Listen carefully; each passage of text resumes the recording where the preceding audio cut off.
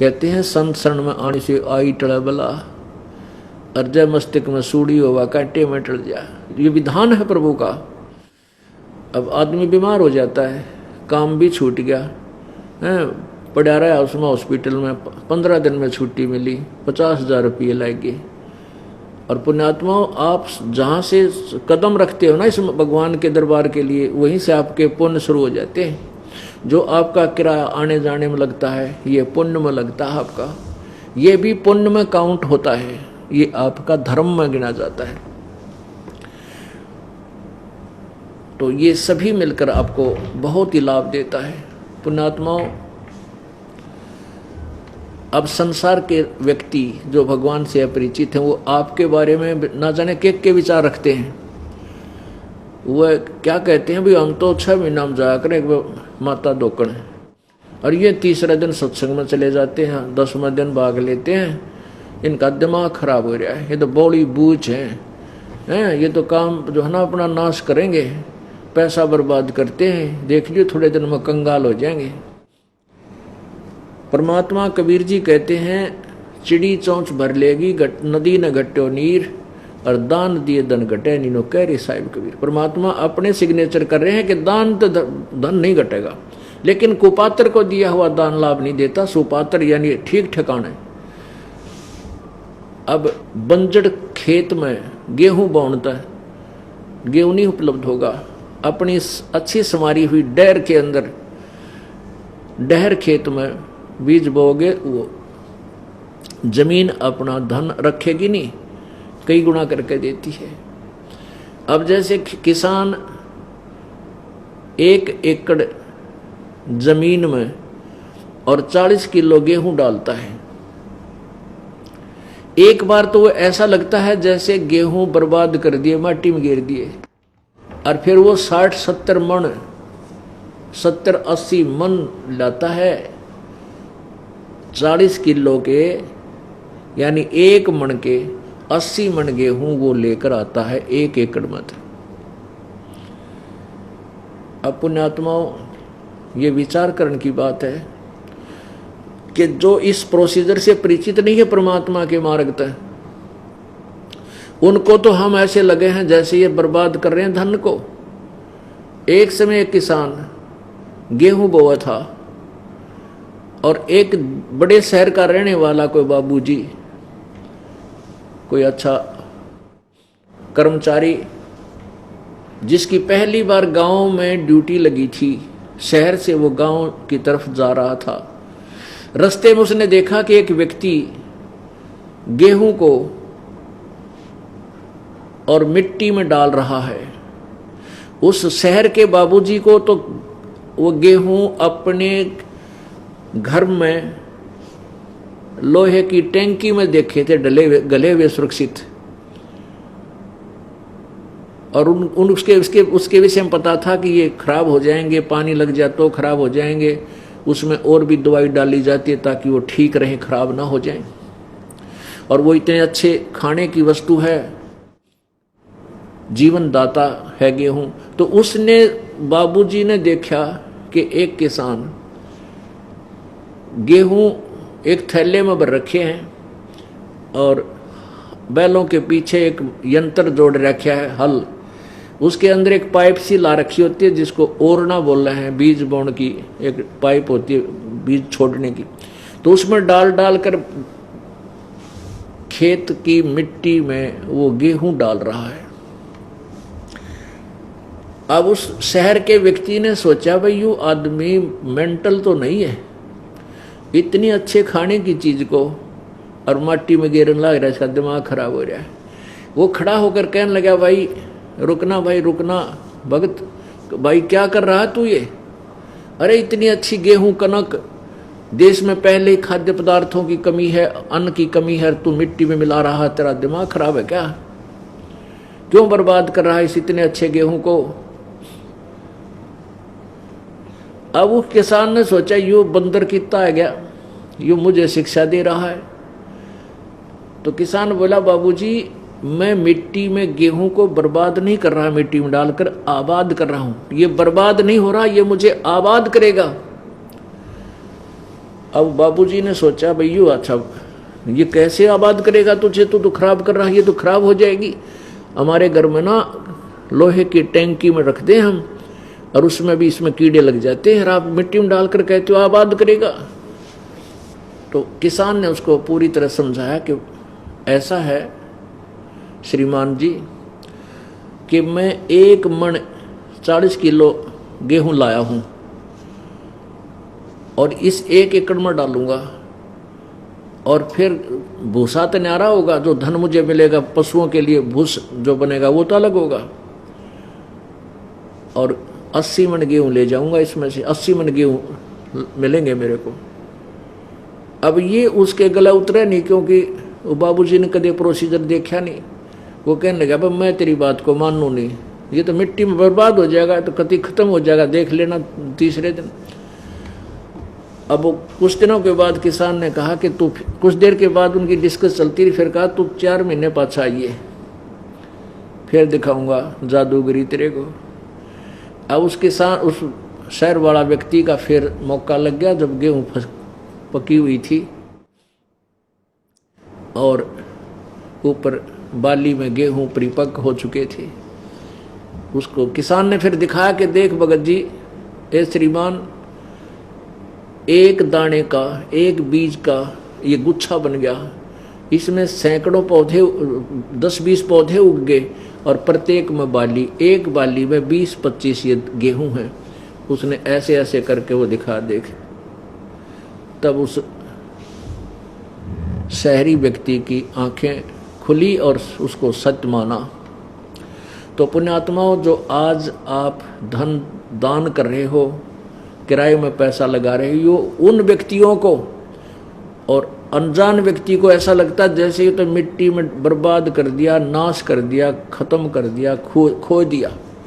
नहीं, ये बर्बाद नहीं हो रहा, आपको एक दिन आबाद करेगा। ये परमात्मा का विधान है। अब अनजान व्यक्ति ने तो ऐसा लगता है तुम नाश करने लग रहे हो, आपको पता है कि हम तो वो प्रोसीजर मिल गया हमारे को जो हमें आबाद करेगा। कुछ दिनों के बाद आप देखना, आपके घरों में सबसे न्यारे आपके घर होंगे, आपके बच्चे सबसे न्यारे होंगे, इतने निर्विकार होंगे, दुनिया ये सोचा करेगी कि कोई बच्चा की ब्याह करा तो रामपाल वाले चेलियाँ कराएंगे, चेलियाँ के। नहीं तो अपनी बेटी ना आदमी ब्याह चल है ना, उससे पहले दिल न्यू करने लग जाना, मेरा किसा टकरा होगा, कोई शराबी हैं बटे हुए मिल गया, छोरी भी दुखी, माँ बाप भी दुखी। और हमारे घर में ये सैकड़ों, अब 100 कोस नहीं रहेगी ये बुराई, बीड़ी शराब मांस तम्बाकू की, और दुखी नहीं कर सकते एक दूसरे को। परमात्मा से डर लगेगा, थोड़ी सी भी कवासनी होगी तो 3 बार माफी मांगेंगे एक दूसरे से, इतनी दया भर जाएगी। क्योंकि हम नास्तिक बन गए, भगवान से डर रहा नहीं, उसके संविधान से परिचित रहे नहीं, हम बर्बाद होते जा रहे हैं। एक दूसरे को चैन नहीं जरा सी भी, बेटी बहन तो पहला चिंता होले से भगवान क्यों करोगा, और 6 महीने के बाद तलाक के कागज तैयार हो जाते हैं। ये ऐसा जुल्म क्यों हो रहा है कि हमारे अंदर दया रही नहीं, भगवान का डर रहा नहीं, और परमात्मा का सहयोग रहा नहीं। अब क्या बताते हैं, अकल अलूने दीखते ये सर्व अकल के मूल, सदा रटे हरि नाम को ये झूले अनहद झूले। अब संसार को जैसे कहते हैं अकल अलूने दीखते, अकल अलूने उनने क्या करें कति बौड़ी बूझ मूर्ख से दिखा। अब संसार जो भगवान से अपरिचित है, इस मार्ग में नहीं लगा है, उनको तो हम अकल अलूने दिखें, कति मूर्ख नजर आते हैं। लेकिन ये सर्व अकल के मूल, ये इन्होंने सब, अकल माने ज्ञान, ये आप तो सब ज्ञानों की जड़ ग्रहण कर रहे हो, चाहे किसी ने आप अकल अलूने दिखते हो, क्योंकि आप दिन रात मालिक याद करो और शुभ काम में आपकी नीयत होगी। अकल अलूने दिखते ये सर्व अकल के मूल, हरदम रटे भगवान को ये झूलने अनहद झूल। इस प्रकार हमने अपने मालिक के विधान को मद्देनजर करके संसार की बातों में नहीं आना, वो तो अनजान है। एक पहले हम गांव-गांव में जाकर पाठ किया करते थे, तो प्रारंभ में कुछ ये 2500 रुपये लगते थे उस पाठ के करने में। हम अपना किराया नहीं लेते थे, जो पाठ करने जाते थे कोई पैसा कोई नहीं लेता था, क्यों तकरीबन मेरे साथ जो भगत दास भी सर्विस करता था और भी सर्विस वाले भक्त थे वो साथ सहयोग दिया करते थे, छुट्टी ले लेते, सैटरडे संडे नाम पाठ कराया करते। तो फिर वो क्या सिर्फ खाना भंडारा और जो पाठ की सामग्री आदि आती उसमें 2,500 रुपये लग जाते थे।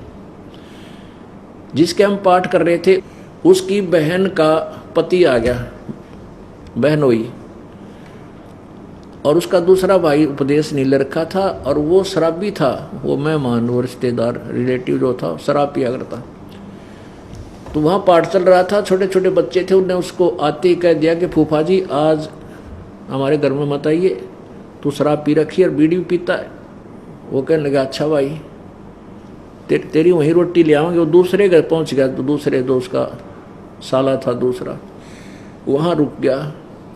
अब उन्होंने तो उसको पट्टी पढ़ा दी, वो तो नाश करेंगे, ऊपर चौबारे बना रखे हैं, उनका किवाड़ ना चढ़वाए गए, किवाड़ ना चढ़वाए 2,500 रुपये ला दिए, यो खागड़ा रहे न खुआन लाग रहा, 2,500 रुपया नाश कर दिया।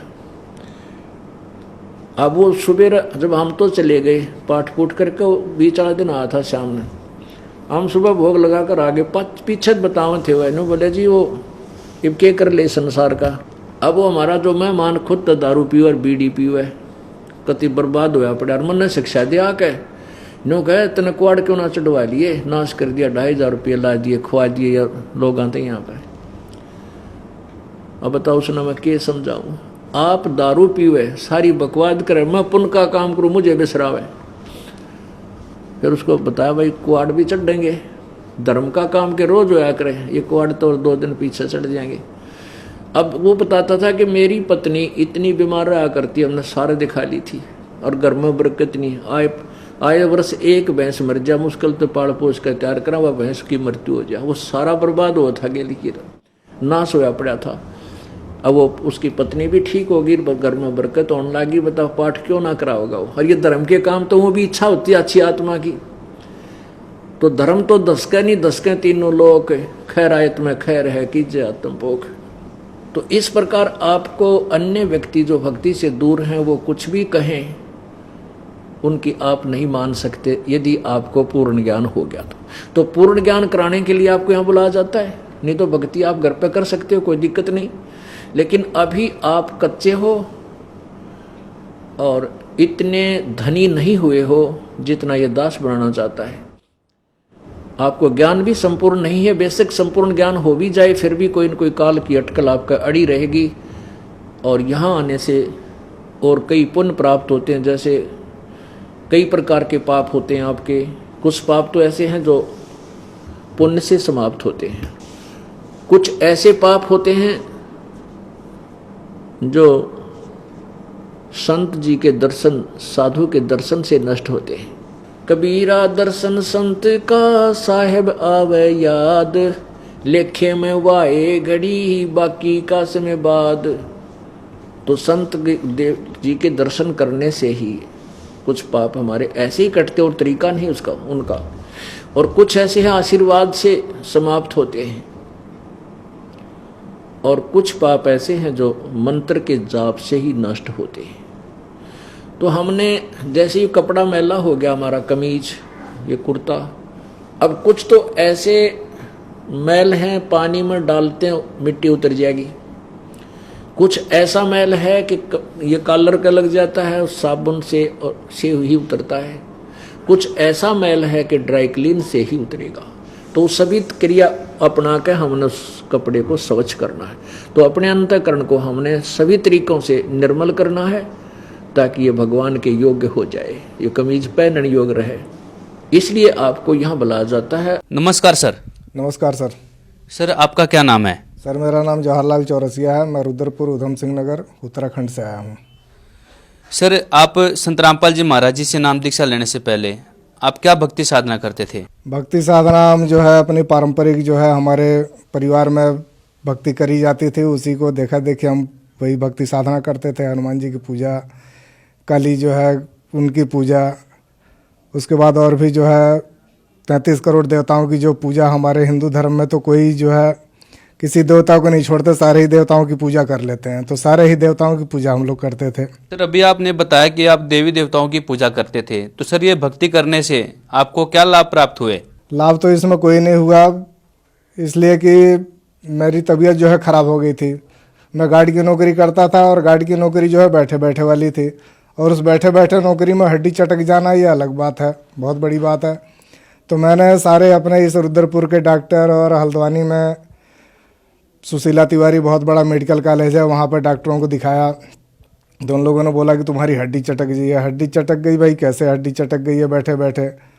तो उन लोगों ने सारी दवाइयाँ सारे डॉक्टरों से मैंने करवा ली, अपना जो है झाड़ फूँक जो करने वाले थे उनसे भी करवा लिया, लेकिन कोई लाभ नहीं हुआ मेरे को उससे। फिर आप संत रामपाल जी महाराज जी के शरण में कैसे आए? मैं संत रामपाल जी महाराज की शरण में आया, मेरे को पुस्तक मिली भक्ति सौदागर को संदेश। तो उस पुस्तक के माध्यम से जो है मेरी जब तबीयत ये सही नहीं हुई, तो फिर उस पुस्तक को मैंने देखा कि इसमें इतने बड़े बड़े रोग अगर सही हो गए हैं, उनमें पीछे जो है भक्ति सौदागर को संदेश पुस्तक में पीछे कई भक्तों के अनुभव थे। उसमें देखा तो उनका बड़े बड़े रोग, कैंसर जैसे रोग सही हो गए। तो फिर मेरा ये कमर का दर्द क्यों नहीं हो सकता सही? तो उसके चलते मैं जो है फिर बरवाला गया। बरवाला जो है संत रामपाल जी महाराज से नामदान लिया, और जो है ये रोग मेरा सही हो गया 2 महीने के अंदर। उसके बाद मेरी पत्नी को जो है घुटने का दर्द और सिर का दर्द बराबर रहता था, रोज़ ही दवाई खाती थी वो। हमारे यहाँ से बाज़ार 100 मीटर दूर है, लेकिन उतने दूर बाज़ार में जाने में उसको आधा घंटा लग जाता था। 2 जगह उठक बैठक करते जाती थी वो। और वो नामदान लेने से, खाली उसका जो है संत रामपाल जी महाराज से नामदान लेने से ही उसका ये सारा रोग सही हो गया। सर संत रामपाल जी महाराज आज के समय में जेल में हैं, और सर आप संत रामपाल जी महाराज की बताई हुई भक्ति कर रहे हैं, तो सर आपको कैसा लगता है? संत रामपाल जी महाराज जेल में है, लेकिन हमारे को या जो भी भक्त समाज है हमारा, उनको लाभ तो उतना ही हो रहा है। ये तो है नहीं कि अगर वो जेल में बंद है तो हमारे लाभ नहीं हो रहे हैं। और जो है नए नए उनके रोज भक्त जुड़ते जा रहे हैं उसमें। अगर वो भक्ति साधना सही नहीं बताते तो कैसे उनसे जुड़ते? इसका मतलब उनका भक्ति सही है, इसलिए उनसे नए नए रोज भगत जुड़ते जा रहे हैं। सर हमने सुना है कि जो भी श्रद्धालु संत रामपाल जी महाराज जी से जुड़ते हैं और उनकी बताई हुई भक्ति करते हैं, उनको लाभ अवश्य होते हैं। तो सर आपका क्या अनुभव है? सर जी ये बात सही है कि जो संत रामपाल जी महाराज से जुड़ते हैं तो उनको लाभ अवश्य होता है। अगर उनको लाभ ना हो तो आज संत रामपाल जी महाराज जेल में है, लेकिन उनके अनुयायियों की संख्या बढ़ते जा रही है, तो बिना लाभ के नहीं बढ़ रहा है वो। मेरे को कमर में दर्द था, कमर दर्द जो है सारे डॉक्टर यहाँ पे हमारे रुद्रपुर के और हल्द्वानी में बड़े बड़े अस्पताल हैं, वहाँ पे दिखा लिया, कमर दर्द सही नहीं हुआ। जो है झाड़ फूँक करवाने वाले जितने थे उनसे करवा लिया, लेकिन संत रामपाल जी महाराज की शरण में जाने से हमारा वो रोग सही हो गया। हमारी पत्नी को जो है घुटने का दर्द और सिर का दर्द रहता था बराबर, रोज़ ही दवाई खाती थी, और वो दवाई खा के और दूसरी बीमारी हो जाती थी उसको, लेकिन उस नामदान लेने से ही उसका वो रोग सही हो गया। और उसके बाद हमारे पास जो है अपना कोई मकान नहीं था। संत रामपाल जी महाराज से जुड़ने के 6 महीने के बाद जो है हमारा अपना पक्का मकान हो गया, और आज 2 मंजिले मकान में हम रहते हैं। और उसके बाद हमारे को एक मशीन भी लग गई, दोना प्लेट बनाने वाली। उससे जो है हमारा गुजर बसर जो है अच्छे से हो जा रहा है, कोई दिक्कत नहीं है अब। नहीं तो पहले यहाँ पर जो है 6-7 हज़ार रुपये कमा के हमारा यहाँ पर गुजारा नहीं हो पाता था। और आज जो है 2-2 बच्चे हमारे दिल्ली में पढ़ रहे हैं। 6-7 हज़ार रुपये कमा के दिल्ली में आदमी कहाँ से पढ़ा पाएगा इस समय? आदमी अच्छे अच्छे जो है वहाँ पे कमाने के लिए नहीं जाते हैं कि भाई दिल्ली का खर्चा इतना महंगा है कि हम वहाँ पर जो है कमाएंगे तो वहाँ पर हमारा कुछ बचेगा ही नहीं। और आज हमारा जो है ये स्थिति है कि हम 2-2 बच्चे जो है दिल्ली में पढ़ा रहे हैं संत रामपाल जी महाराज की कृपा से। और भी लाभ है हमारे को हुए। जब हमारा लिंटर पड़ रहा था तो ऊपर से जो है टीन के ऊपर मैं काम कर रहा था, टीन जो है हमारी टूट गई, और टीन टूट के जो है मैं बीच में गिर गया। एक तरफ जो है ईंट रखी हुई थी और एक तरफ जो है चारपाई थी। अगर किसी तरफ भी, अगर ईंट की तरफ गिरता तब भी चोट लगती, और जो है चारपाई की तरफ गिरता तब भी चोट लगती। लेकिन उस बीच में गिरा और ऊपर से ईंट भी कई गिरी, लेकिन मेरे को कोई हानि नहीं हुई। संत रामपाल जी महाराज की कृपा से आज हम जो है बहुत अच्छे से राजी खुशी से हैं हम लोग। सर आप जन समुदाय को क्या संदेश देना चाहेंगे? संदेश देने के लिए तो क्या है, हम संदेश नहीं दे सकते, एक प्रार्थना कर सकते हैं कि जो है ये आन उपासना में भक्त समाज लगा हुआ है, मानव समाज लगा हुआ है और उनको कोई लाभ नहीं हो रहा है। इतने एक्सीडेंट हो रहे हैं, इधर उधर आदमी के कई दुर्घटनाएं हो रही हैं, लेकिन आदमी तब भी नहीं सुधर रहा है। और संत रामपाल जी महाराज ऐसे हैं कि उनकी शरण में आने वाले को कभी कोई नुकसान नहीं हो रहा है। तो इसलिए ये मानुष जन्म जो है बार बार नहीं मिलेगा। संत रामपाल जी के शरण में आके और उनसे जो है सच्ची साधना लेके और भक्ति करो और अपना जो है इस मानव जीवन का कल्याण कराओ। सर, अभी आपने बताया कि जो भक्त संत रामपाल जी महाराज जी से जुड़ जाते हैं उनको कभी हानि नहीं होती है। ऐसी क्या शक्ति है संत रामपाल जी महाराज जी के पास कि संत रामपाल जी महाराज जी से जुड़ने के बाद किसी को भी कोई हानि नहीं होती?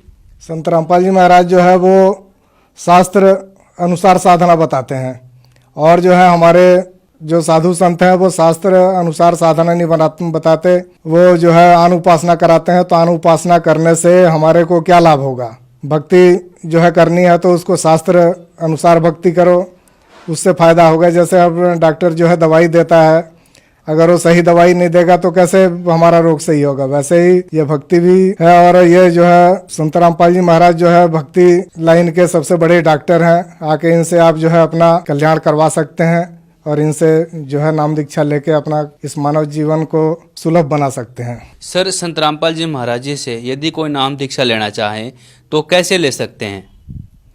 संत रामपाल जी से नाम दीक्षा लेने के लिए टीवी पर कई चैनलों में सत्संग आ रहा है, उस पर जो है पट्टी चलते रहती है नीचे की साइड में, उस पर जो है नंबर आते रहते हैं। उन नंबरों पर जो है आप फ़ोन करके और नज़दीकी नाम दान सेंटर का जो है पता पूछ के और जो है वहाँ पर जाके आप नाम दीक्षा ले सकते हैं। धन्यवाद सर। सत साहब।